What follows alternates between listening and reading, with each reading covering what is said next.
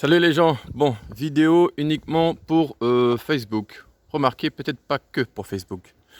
Disons que c'est pour Facebook et YouTube. Voilà, comme ça, c'est parfait. Donc, en... Attendez, je cherche les mots. En adéquation avec l'activité que je veux mettre en place, donc entretien espace vert, donc tonte, débroussaillage, taille de haie, etc.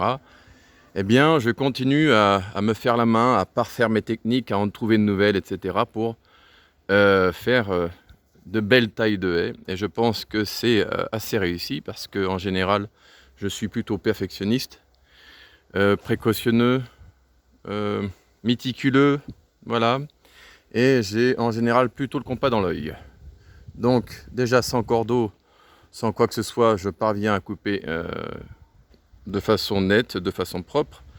Mais il y a des situations où quand le terrain est, comment dire ça, imparfait, j'aurai un autre mot qui me viendra plus tard à l'esprit. Bref, eh bien, si on veut un dessus de haie parfaitement horizontal, c'est-à-dire qui ne suit pas le sol, donc qui ne descend pas et qui ne monte pas, donc quelque chose de vraiment très droit et d'horizontal, il faut trouver une technique qui ne se base pas sur un repère au sol, mais sur le niveau de la mer. Je ne sais pas si je me fais comprendre. Donc le problème, c'est que quand on essaie de faire ça au cordeau, le cordeau, c'est un système, c'est une technique au doigt mouillé un petit peu. On essaie d'apprécier ce que l'horizontalité donne en reculant un petit peu, mais c'est assez arbitraire. On peut se tromper assez facilement. Et si on essaie de prendre des mesures au sol pour le cordeau, ça n'ira pas parce que le sol, il descend et il monte. Donc encore une fois, prendre des mesures avec 1 mètre, c'est pas la bonne solution. Enfin voilà, j'ai essayé de cogiter, il n'y a rien qui convenait. Et la solution ultime, eh bien, ça a été d'utiliser un appareil qui utilise le principe des vases communicants. Parce que assez basiquement, ça se base sur la gravité et non pas sur un repère au sol. Voilà. Donc ça équivaut à se baser sur le niveau de la mer. Je ne sais pas pourquoi on parle de ça d'ailleurs. Bref, peu importe. Donc on voit que le résultat, il n'est pas dégueulasse.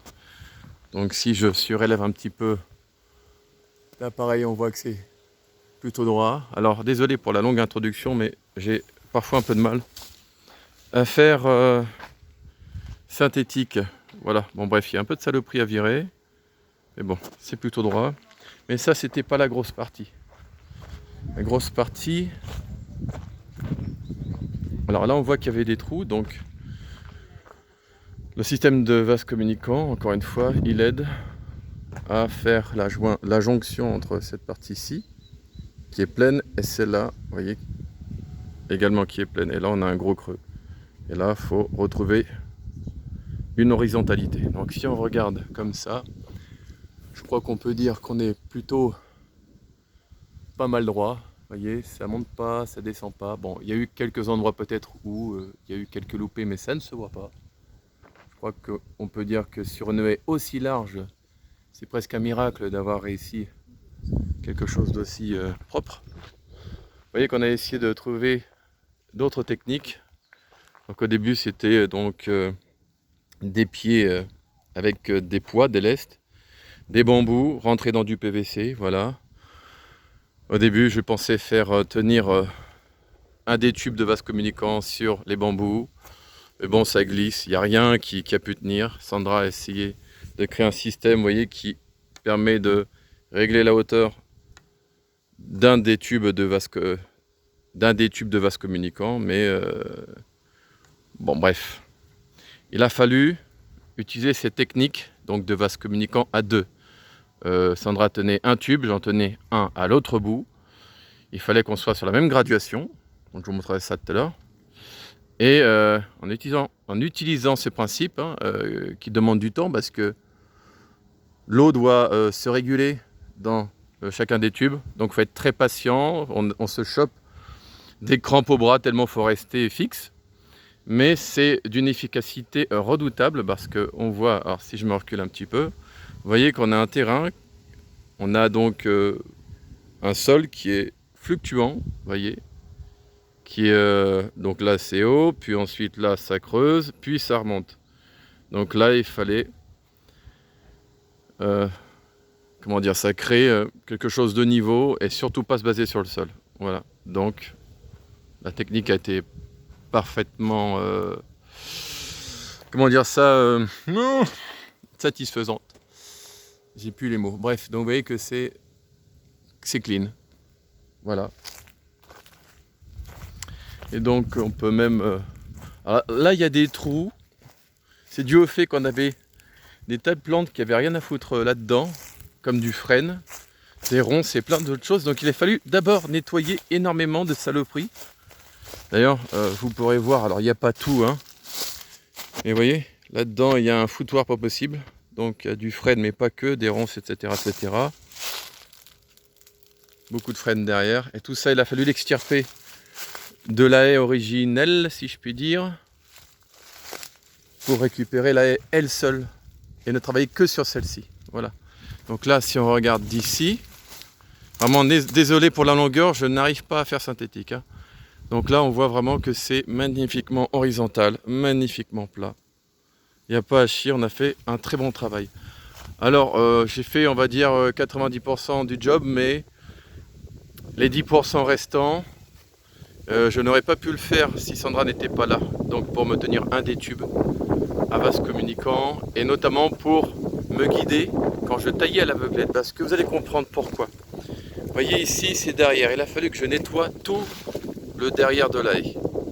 Parce que là, il y avait une merde pas possible. C'était la forêt tropicale. Bref, vous voyez que le sol, il est très pentu. Je ne sais pas si c'est visible. Donc à un moment donné, je suis beaucoup trop bas. Je ne vois plus du tout ce qui se passe.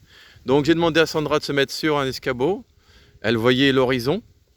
Et elle me disait plus bas, plus haut, un peu plus profond, etc. Et ce beau travail d'équipe, eh bien, il a permis ce magnifique travail. Donc arrête de bégayer, Fredo.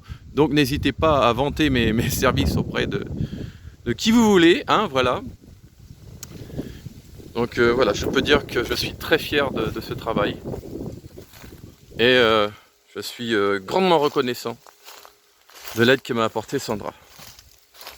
Voilà, travail magnifique. Je sais, on se lance des fleurs, mais ça fait toujours plaisir. Allez, je m'arrête là, faut que je rentre l'escabeau, comme il y en a 7 minutes et quelques poussières. Voilà. Vous pouvez même voir que j'avais essayé d'utiliser donc des pics plantés dans le sol pour essayer de créer une base droite à partir du sol, mais rien à faire. C'était merdique comme solution. Alors, on se rapproche de mon atelier, comme ça vous verrez à quoi il ressemble. Et je pourrais vous montrer le fameux niveau. Il faut que j'en finisse avec le niveau à bulles. C'est pas un niveau à bulles, c'est des tubes à vase communicant. Voilà. Hop. Et je vais clore la vidéo là-dessus. Donc là, c'est l'atelier où on bricole absolument tout. Et ça, eh bien, c'est celui dédié uniquement au jardinage. Agencé comme il faut. Voilà. Donc, ici, le petit roto qui va bien. 2 tondeuses, sachant qu'on a un tracteur tondeuse également aussi. Ici, on a, je sais plus comment on appelle ça, mais ça me reviendra, c'est pour labourer la terre. Voilà, mes quelques outils pour tailler. Donc, aujourd'hui, j'ai utilisé cette cisaille rouge qu'il faut que j'essaie d'entretenir, que je nettoie, que j'aiguise, etc. Mais c'est avec la rouge que j'ai travaillé aujourd'hui, surtout. Alors, on a un petit souffleur là-haut qu'un certain Michel, notre ancien voisin, nous a laissé. On a trouvé pourquoi ça fonctionnait pas et c'est assez satisfaisant pour souffler les feuilles sur la terrasse. Voilà. Le taille-haie que j'ai utilisé aujourd'hui, voilà, qui fait une grosse partie du job, même si on fait pas mal de choses à la cisaille, pour notamment les finitions. Les gants que j'ai pas mal usés quand j'ai fait la tranchée, voilà, 2-3 bricoles ici et là. Et ce que je voulais vous montrer surtout, et je vais finir sur cette note, c'est surtout ceci. Ça, c'est l'outil miraculeux multiséculaire, je dirais, c'est-à-dire le principe des vases communicants est connu depuis des siècles et des siècles, enfin je pense, je suppute. Et donc, vous voyez, on prend un tube, on le positionne par exemple là où il y a le mur, on prend l'autre, on le positionne de l'autre bout, et s'ils sont sur la même graduation, donc imaginons qu'on soit à 1, bah, si c'est 1 de chaque côté, on est aligné, et j'ai utilisé ce principe pour faire une haie bien droite. Voilà, et j'ai acheté un petit tuyau transparent parce que c'est trop la classe également. Voilà, allez, c'est fini. Je vous fais un bisou à tous. Je vous dis à bientôt.